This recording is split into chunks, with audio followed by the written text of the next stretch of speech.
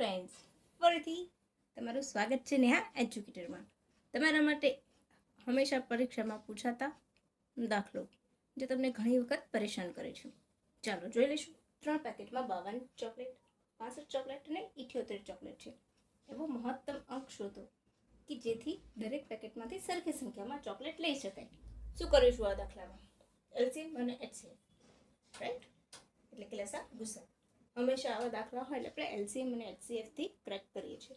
પરંતુ એક વાત યાદ રાખવાની, જ્યારે પણ આવો દાખલો આપ્યો હોય તો એને નીચેના અંકમાં તમારે લસા શોધવાનો છે કે ગુસા શોધવાનો છે એ ખબર પડી જશે તો ઓપ્શન ઉપરથી તમે ક્રેક કરી દેશો. આમાં શું જવાબ આવશે?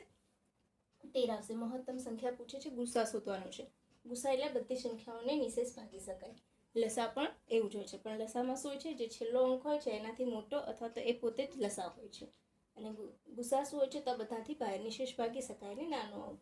અહીંયા 5 છે, નાનો તમે કહેશો, પરંતુ 78ને ભાગી નથી શકાતા એનાથી. બરાબર? ચાલો હવે આપણે મેથડ પ્રમાણે ચાલીશું. તો 52, 65, 78. ચાલો હવે કયા અંકથી કરીશું? આપણે 5 થી તો જઈ ના શકીએ. 3 આવે તો 3 અહીંયાથી નહીં ભાગી શકીએ. 78માં પણ 3 થી નહીં ભાગી શકીએ, રાઈટ? ચાલો તો અહીંયા આપણે સીધું 13 થી કરીશું. 13 ચોક 52, 13 પંચા 65, 13 78.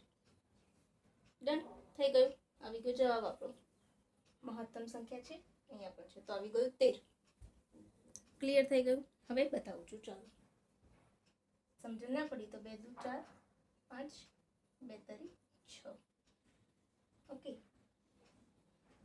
2 એકા 2, 5, 3.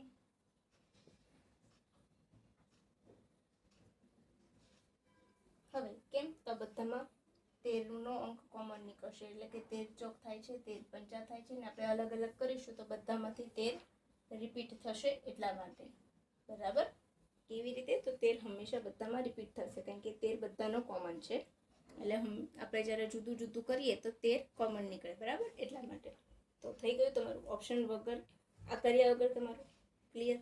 તો બસ આવી જ મજેદાર ટ્રિક્સ માટે તમે મને લાઈક કરજો, ફોલો કરજો. સબસ્ક્રાઈબ કર્યું ના હોય તો સબસ્ક્રાઈબ કરીને બેલ આઇકોન પ્રેસ કરી લેજો. By friends.